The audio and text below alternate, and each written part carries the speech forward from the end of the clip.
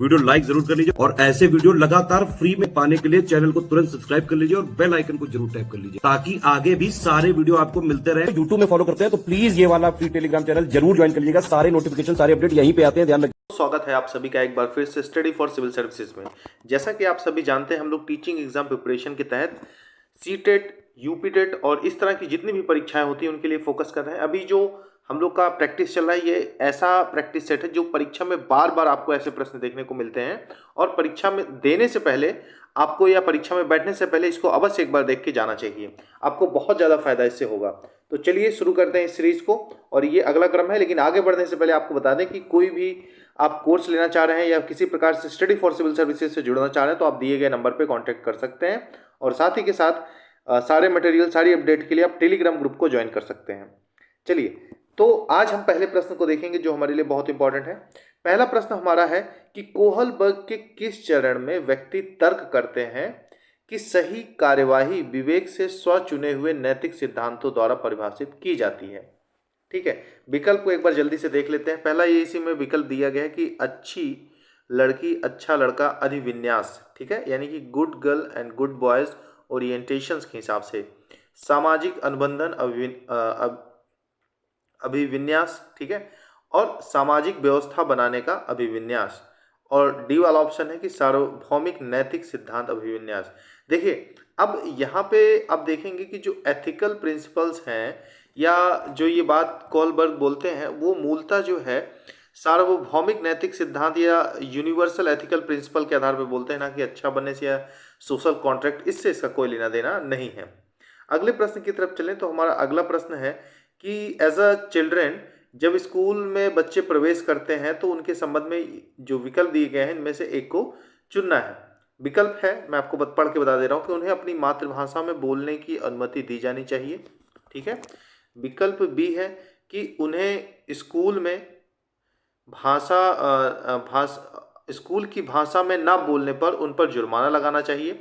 और सी है कि उन्हें स्पष्ट रूप से बताया जाना चाहिए कि स्कूल की एक अलग भाषा है और उन्हें अपनी मातृभाषा में ही बात करना चाहिए, मतलब मातृभाषा में नहीं बोलना चाहिए, स्कूल की जो ऑफिशियल लैंग्वेज है वहाँ पे बोलना चाहिए। डी बोलता है कि उनके माता पिता को घर पर भी स्कूल की भाषा का प्रयोग करने के लिए कहना चाहिए। अब देखिए, सबसे पहली बात है कि अगर आपने पुराने सेट लगाए हैं हमारे तो आपका एक सिंगल उत्तर भी अभी भी नहीं गलत हो रहा, क्योंकि वहाँ पे हमने समझाने का खूब प्रयास किया है। मैंने बताया कि बच्चों के लिए कम्युनिकेशन बहुत महत्वपूर्ण होती है और उन्हें अपनी मातृभाषा में बोलने देना चाहिए। अगर वो मातृभाषा में अपने नहीं बोल पा रहे हैं तो वो चीज़ों को समझ नहीं पाएंगे और जो उनको समझने का जो लर्निंग का उद्देश्य है वो पूरा नहीं हो पाएगा। तो जिस कारण से बच्चों को अपनी मातृभाषा में बोलने देना चाहिए। ठीक है, चलिए अगला प्रश्न है कि एक शिक्षिका को बच्चों को अपने आप से बात करने, व्यक्तिगत वाक्य यानी खुद से जो है सेल्फ टॉक, यहाँ पे देखिए लिखा है, इंग्लिश भी लिखा हुआ है, को क्या प्रतिक्रिया देनी चाहिए। यानी खुद से बात कर रहा है तो उसको टीचर को उसके संबंध में क्या प्रतिक्रिया देना चाहिए या उसकी प्रतिक्रिया क्या होनी चाहिए। उसे हतोत्साहित करना चाहिए क्योंकि वह आत्म केंद्रीयता को बढ़ावा देता है। बी बोलता है कि उसे हतोत्साहित करना चाहिए क्योंकि इसके द्वारा बच्चा अपना खुद का ध्यान नहीं रख पाता या खुद का ध्यान भंग करता है। सी बोलता है कि उसे प्रोत्साहित करना चाहिए क्योंकि इससे उसका स्वनियमन सुसाधित होगा। और डी बोलता है कि उसे प्रोत्साहित करना चाहिए क्योंकि इससे शिक्षक की जिम्मेदारी खत्म होती है। तो ये तो चौथा तो बहुत गैर जिम्मेदाराना है। ये इसका जो सही उत्तर होगा वो आपका सी वाला ऑप्शन होगा इसमें, क्योंकि जो उसे प्रोत्साहित इसलिए करना चाहिए क्योंकि उसका स्वनियमन होगा। ठीक है, सेल्फ रेगुलेशन को बढ़ावा मिलेगा और खुद से बातें करने से। ये देखिए, कम्युनिकेशन हर प्रकार से अच्छा माना गया है अगर लर्निंग के लिए, और सेल्फ कम्युनिकेशन को भी अच्छा माना गया है। तो ये चीज़ आप थोड़ा सा ध्यान रखिएगा। आगे और भी बातें हम करेंगे तो चीज़ों को समझाने का प्रयास करेंगे। प्रश्न नंबर 4 को देखते हैं। प्रश्न नंबर 4 है कि हार्वर्ड गार्डनर के अनुसार वह व्यक्ति जिसमें दूसरों की मंशाओं, भावनाओं और व्यवहारों को समझने व उनके साथ संबंध बनाने की क्षमता होती है, उनमें से कौन सी बुद्धि होती है। ठीक है, यानी कि ये लोग दूसरों से संबंध अच्छी बना रहे हैं, दूसरे की भावनाओं और व्यवहारों को समझ पा रहे हैं, तो कौन से होंगे? प्रकृतिवादी होंगे, नेचुरलिस्टिक होंगे, अंतर्वैयक्तिक होंगे, इंटरपर्सनल स्किल होगी इनकी, अथवा ये अंतःवैयक्तिक होंगे या स्थानिक होंगे।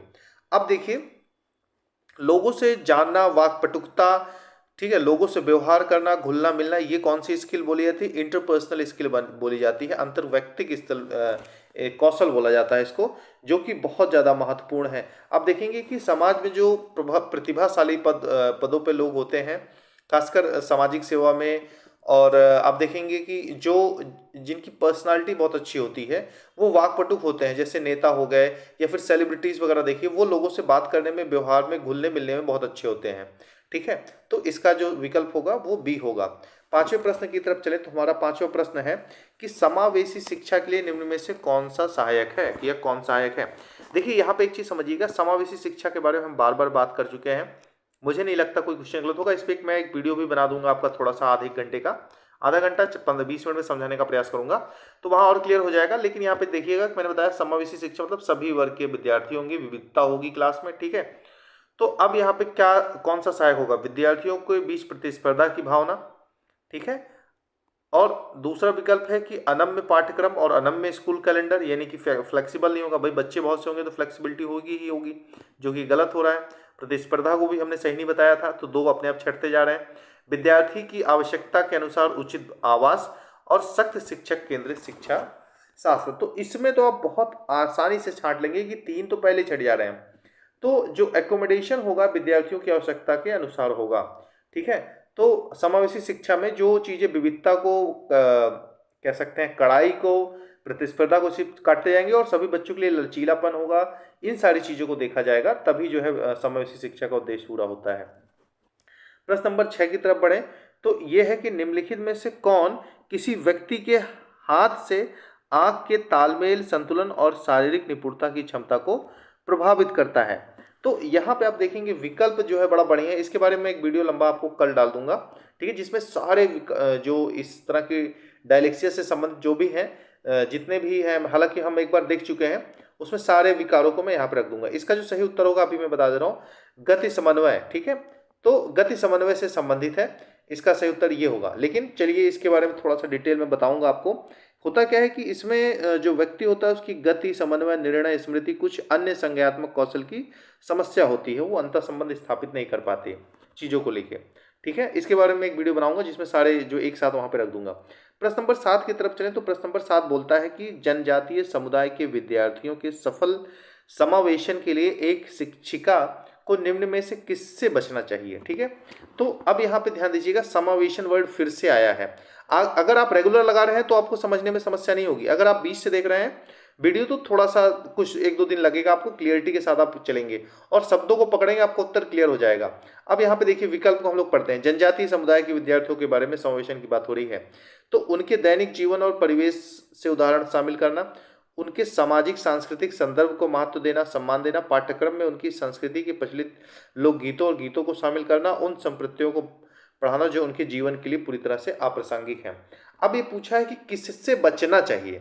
देखिए हमने ये बताया कि उनके जीवन से, उनसे जुड़ी चीज़ें ही देखना चाहिए, जिन चीज़ों से बच्चे नहीं जुड़ पाएंगे उसका वो समझने में जो है सफल होते हैं। ठीक है, उनके सामाजिक और पर्यावरणीय आसपास के जो परिवेश होते हैं वहाँ से वो जल्दी और बड़े एग्जाम्पल को समझते हैं, देखते हैं, और पाठ्यक्रम में उनकी संस्कृत के लोकगीत होने से क्या है, उनके साथ वो कनेक्ट कर पाएंगे और उनको ऐसा नहीं लगेगा कि कुछ अलग पढ़ रहे हैं, कठिनाई नहीं होगी। लेकिन डी वाला जो है कि उनके जो व्यवहारिक चीज़ें, कॉन्सेप्ट जो भी टीचर बताएगा इररिलेवेंट चीज़ों से बताएगा जो कि उनके जीवन से कोई लेना देना नहीं है, तो बच्चे उससे कनेक्ट नहीं कर पाएंगे। ठीक है, तो उत्तर आपको पता है कि इसका जो नहीं होना चाहिए, बचना चाहिए, वो है डी। चलिए प्रश्न नंबर 8 की तरफ चलते हैं कि निम्नलिखित में से कौन किसी व्यक्ति के हाथ से आंख के तालमेल, ये क्वेश्चन रिपीट हो गया है, इसके लिए माफी चाहूंगा मैं। अगला प्रश्न है कि उन विद्यार्थियों के सफल समावेशन के लिए जिन्हें दृष्टि बाधिता है, एक शिक्षिका को क्या करना चाहिए। ठीक है, तो जो बच्चे देख नहीं सकते, ठीक है, विजुअली इम्पेयरमेंट है, जिन बच्चों के साथ ये समस्या है, उनके लिए क्या करना चाहिए शिक्षक को। आसपास के चित्र रूपी सामग्री में मौखिक स्पष्टीकरण जोड़ना चाहिए उनको, या फिर उनको क्या करना चाहिए, इन विद्यार्थियों को हस्तलिखित नोट्स दें, विषय वस्तु को पढ़ने के लिए ब्लैक बोर्ड का प्रयोग करें और उन्हें स्कूल से अलग संकाय में दाखिल करें। देखिए अब ब्लैक बोर्ड का तो कोई मतलब नहीं है और हस्तलिखित नोट मिलेगा तो भी आपको क्या लगता है कोई मतलब है। उनके लिए यही उपयोगी होगा कि आसपास की जो चीजें हैं उनको चित्रात्मक रूप से, सामग्री को मौखिक रूप से स्पष्ट किया जाए, चीजों को बताया जाए, बोल बोल कर उनका विवरण दिया जाए, तो वो उनके समझ में आएगा और उनसे वो कनेक्ट कर पाएंगे तब जाके। ठीक है, प्रश्न नंबर 10 की तरफ चलते हैं कि सीखने के सामाजिक संदर्भ के संबंध में निम्नलिखित में से कौन सा कथन सही नहीं है। ठीक है, यानी कि लर्निंग जो सामाजिक चीजों से होती है उसके संबंध में कौन सा क्वेश्चन गलत या विकल्प गलत है। संप्रेषण व अंतः क्रिया सीखने के लिए महत्वपूर्ण है। ठीक है, सीखने का सभी कार्य व्यक्ति द्वारा उसके दिमाग में किया जाता है। विद्यार्थी स्कूल में अपनी संस्कृति से बहुत सी समझ लेकर आते हैं और जब विद्यार्थी एक दूसरे की सहायता करते हुए सहयोगात्मक रूप से काम करते हैं तो उनका अधिगम सुदृढ़, प्रबलित व परिष्कृत हो जाता है। चलिए, तो इसका सही उत्तर मैं आपको बता दे रहा हूं कि सीखने का सभी कार्य व्यक्ति द्वारा उसके दिमाग से ही किया जाता है। लर्निंग में अगर आपका हाथ सिर्फ ऑर्डर को मानेगा दिमाग के आपको, या फिर दिमाग आपका फिर से उस चीज पे नहीं लगेगा। चलिए, प्रश्न नंबर 11 की तरफ चलते हैं कि प्रभावी अधिगम के लिए शिक्षार्थी की भागीदारी की आवश्यकता होती है। ठीक है, प्रश्न नंबर 11, प्रभावी अधिगम के लिए शिक्षक की भागीदारी की आवश्यकता होती है। तो यहाँ पे जो सही उत्तर होगा वो होगा सक्रिय, एक्टिव होना चाहिए। ठीक है, पार्शियल रूप से विनम्र या निष्क्रिय नहीं होना चाहिए। ये तो बहुत सरल तरह का था, जनरली इस तरह के क्वेश्चन आप लोग आसानी से कर लेते हैं। प्रश्न नंबर 12 की तरफ चलते हैं कि मेटाकोग्निटिव स्किल्स क्या है, यदि अधिसंज्ञानात्मक कौशल क्या है। ठीक है, चिंतन और अधिगम को नियमित करते हैं। ये इस तरह के जो कौशल होते हैं संज्ञान और समस्या समाधान को प्रभावित नहीं करते, केवल विषय वस्तु के रटने पर निर्भर हैं।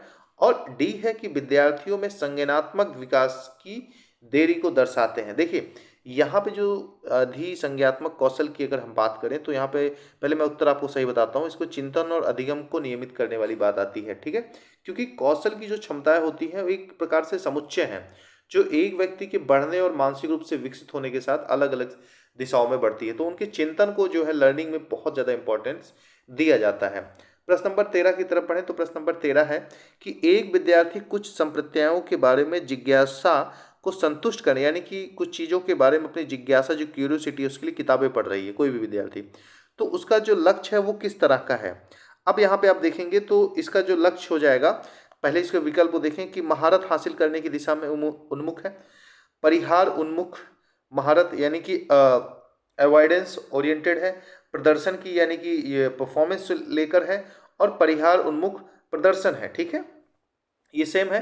तो यहाँ पे एक चीज याद रखिएगा कि कोई भी बच्चा जब किताबों की गहनता से, जिज्ञासा से पढ़ता है और संतुष्ट होता है तो जाहिर सी बात है उसमें मास्टरी पाता है, उसकी गहराई, महारत हासिल करने के लिए पढ़ता है, प्रदर्शन के लिए नहीं पढ़ता। यानी कि जब आप रीडिंग करते हो सब्जेक्ट के तौर पे, अगर आप गणित पढ़ रहे हो तो गहराई से पढ़ोगे ना, लक्ष्य प्रदर्शन करके पढ़ोगे तो ये कोई आप पे प्रेशर जाएगा ना आवश्यक, और वो दिमाग उस हिसाब से काम नहीं कर पाएगा। प्रश्न नंबर 14 की तरफ चलते हैं तो अधिगम और सूचना प्रसंस्करण एवं संवेगों और प्रवृत्ति का संबंध किस प्रकार का है। ठीक है, प्रवृत्ति का संबंध किस प्रकार का है। विकल्प आपके सामने है कि अधिगम और सूचना संप्रसंस्करण संवेगों से काफी हद तक प्रभावित होते हैं, माफ कीजिएगा प्रसंस्करण है। ठीक है, और बी है कि संवेग और अधिगम और सूचना प्रसंस्करण एक दूसरे से कोई संबंध नहीं है।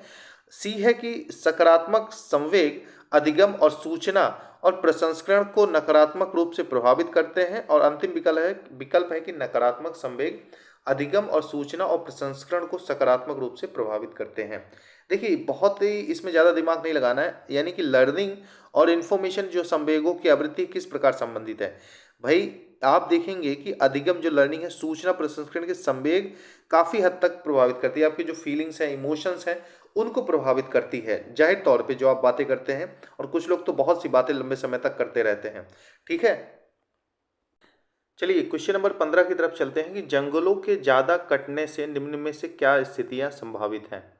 विकल्प ए है कि आसपास की जगह ज़्यादा ठंडी होगी, बी है कि वर्षा जल का रिसाव कम हो जाएगा, बहता जल यानी कि वर्षा का जो जल है मृदा को बहा ले जाएगा, भौम जल का स्तर बढ़ जाएगा। अब इसमें चुनना है, बड़ा बढ़िया विकल्प है, और इसमें सारे विकल्प आपको थोड़ा सा दिमाग से लगाने होंगे। ठीक है, तो इसमें अगर आप देखें कि जंगलों के ज़्यादा कटने से क्या स्थिति आएंगी। जंगल अगर कट जाएगा तो क्या आसपास की जगह जो ज़्यादा ठंडी होगी, ये आपको ध्यान देना है। जंगल कटने से ठंडी होगी कि गर्मी होगी कि ग्लोबल वार्मिंग बढ़ेगी, आप समझिए। ठीक है, छाट दीजिए, थोड़ा सा इस पर एनालिसिस करेंगे तो सही हो जाएगा। वर्षा जल का रिसाव कम होगा, जंगल कट जाएंगे तो रिसाव ज़्यादा होगा कि कम होगा, ये थोड़ा सा ध्यान दीजिए। बहता जो वर्षा का जल है मृदा को बहा ले जाएगा, जंगल कटेंगे तो बहा ले जाएगा ही। ठीक है, सरल लग रहा है। भौम जल का स्तर बढ़ जाएगा, जल ग्राउंड वाटर का लेवल बढ़ेगा या कम होगा। अब यहाँ पे देखिए मैं आपको बताऊं, पहला तो आप काट ही दीजिए ठंडी, क्योंकि गर्मी बढ़ेगी, ग्लोबल वार्मिंग बढ़ेगी, ठीक है। तो ए जैसे ही आप छाटेंगे, आपका सी और ये डी और बी वाला ऑप्शन बचता है। अब यहाँ पे डी भी आपका विकल्प गलत होगा, क्योंकि भौम जल का स्तर बढ़ेगा नहीं, घटेगा, ठीक है। तो यहाँ बी और सी ही आपका बचता है। तो बहुत आसानी से इस तरह के प्रश्नों को आप कर सकते हैं, थोड़ी सी समझदारी दिखाकर। प्रश्न नंबर 16 है कि मिजोरम के निकटवर्ती प्रतिवेशी मतलब 3 राज्य उसके आसपास के पूछ रहा है, ठीक है। कौन कौन से है? विकल्प को देखिए, असम, बिहार, छत्तीसगढ़, बिहार, छत्तीसगढ़, असम, ठीक है। पश्चिम बंगाल, अरुणाचल प्रदेश, असम, और उसके बाद त्रिपुरा, असम और मणिपुर। तो इसका अगर आप उत्तर देखें, तो मैं उत्तर बताने से पहले आपको बता दूं कि भाई आपको मैप एकदम क्लियर होना चाहिए। एनवायरनमेंट में और भूगोल में सभी परीक्षाओं में इंपॉर्टेंट है। मिजोरम को अगर आप देखें तो मिजोरम आप देखेंगे कि त्रिपुरा, असम और मणिपुर के आसपास से घिरा हुआ है, ठीक है। तो यहाँ पे थोड़ा सा इसको अभी मैप इसमें लगा नहीं है, लेकिन मैप आपको मैं समझा दिया करूँगा, ठीक है। एक वीडियो इन सब पे भी बताऊंगा जो इस तरह के मैपिंग वाले क्वेश्चन आए हैं। तो आपको पता है, अच्छा, अंतर्राष्ट्रीय सीमा अगर पूछी जाए मिजोरम की, तो किसको किसको टच करती है? तो आप यहाँ पे देखेंगे कि इसकी जो सीमा है म्यांमार और बांग्लादेश से लगी हुई है, और इसका जो गठन हुआ था 20 फरवरी 1927 को एज अ राज्य के तौर पे इसका गठन हुआ था। चलिए प्रश्न नंबर 17 की तरफ चलते हैं। क्या है कि वृक्षों, पौधों की जड़ों में पाए जाने वाले नीचे दिए हुए विशिष्ट लक्षणों पर विचार कीजिए। पहला विकल्प आपके सामने है कि वृक्ष की लटकती शाखा जैसी दिखने वाली वास्तव में उसकी शाखा नहीं, जड़ें होती हैं। जड़ों की लंबाई पृथ्वी की ऊंचाई, वृक्ष की ऊंचाई की लगभग 30 गुनी होती है, यानी कि जितना वृक्ष है उसकी 30 गुना ज़्यादा लंबा जड़ होता है। जड़ों द्वारा वृक्ष को मजबूत खंभों की भांति जो है सहारा दिया जाता है या देता है, ठीक है। जड़ों द्वारा खाद्य सामग्री का भंडारण होता है। और इसमें ई वाला भी दिया है कि लटकती जड़ों का बढ़ते बढ़ते जमीन के अंदर चले जाना एक फीचर के रूप में दिया है। किसके? देखिए यहाँ पे दे रखा है, हिंदी में नहीं लिखा है, ठीक है। बरगद के वृक्ष, अच्छा नीचे दिए, बरगद के वृक्षों में पाए जाने वाली कौन सी, ये जो लक्षण है कौन कौन से हैं। देखिए अब यहाँ पे अगर आप देखेंगे तो वृक्ष की जो शाखाएं होती हैं वास्तव में वो शाखाएं नहीं होती हैं, वो जड़ ही होती हैं वृक्ष की, जो बरगद के नीचे से लटकती हैं और जमीन तक जाती हैं। तो ये सही हो गया। जड़ों की लंबाई वृक्ष की ऊंचाई की लगभग, जो वृक्ष होता है उससे 30 गुना ज़्यादा होती हैं। इसका कोई ऐसा एविडेंस, ये साक्ष्य नहीं है कि इतनी लंबी होगी इतनी नहीं होगी, ठीक है। तो ये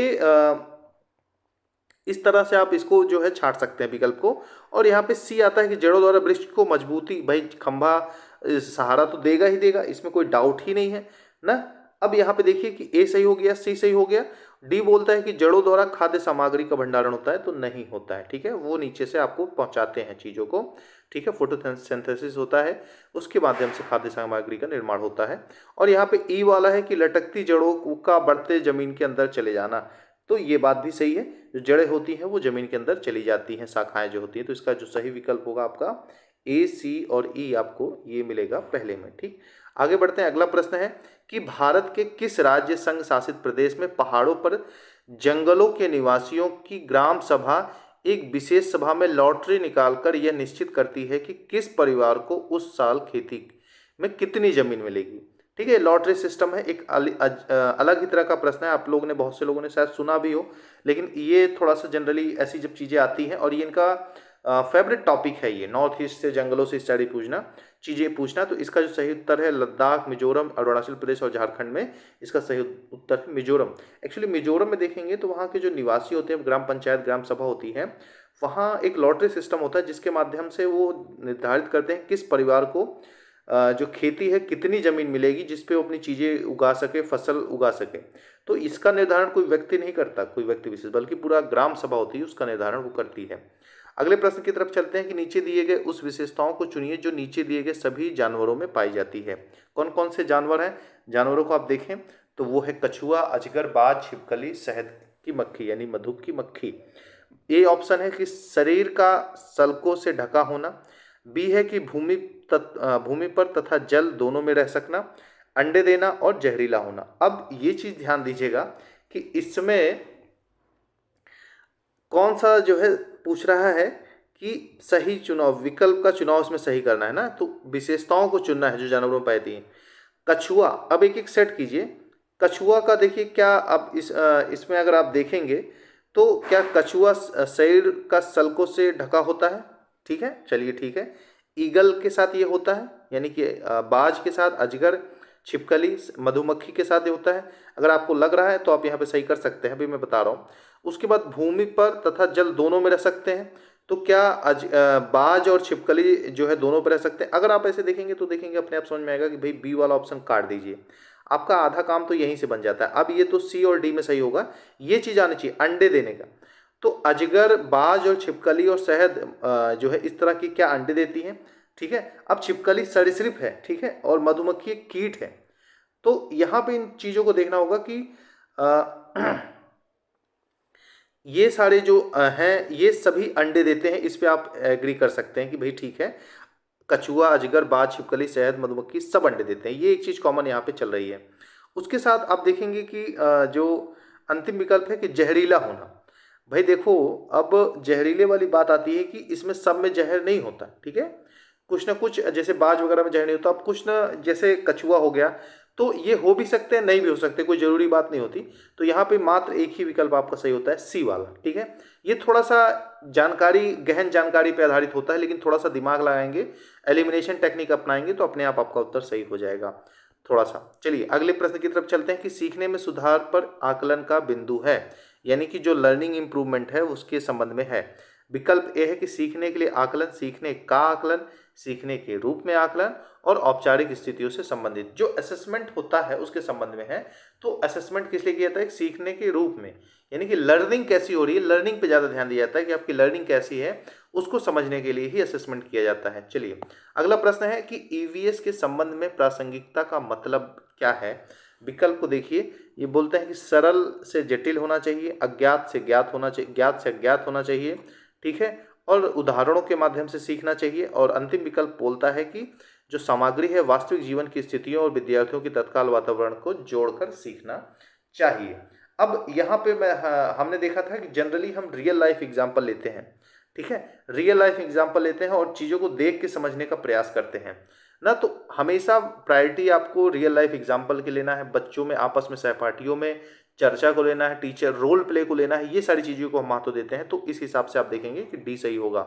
इसका जनरल एक बार पेपर लगा के जाना आवश्यक है, नहीं तो आप जो है थोड़ा सा पेपर में भारी कठिनाई का सामना कर सकते हैं, क्योंकि समझ में वहाँ नहीं आता, प्रेशर भी होता है। अगले प्रश्न की तरफ चलें कि आपकी मित्र कमजोर दांत और हड्डियों के कारण अस्वस्थ रहती है, उसके उबरने के लिए निम्न में से कौन सा विकल्प ठीक होगा या सर्वोत्तम होगा? तो उसमें कुल मिला के जो कमजोरी है दांत और हड्डियों से संबंधित है। अब दांत और हड्डियों में आप सबसे जानते हैं कि कौन सा जो तत्व है इन सभी के लिए महत्वपूर्ण हो जाता है। तो आप देखेंगे कि उसमें विटामिन और मिनरल्स के साथ कैल्शियम जो होती है, कैल्शियम और फास्फोरस, ठीक है, विटामिन डी भी होता है।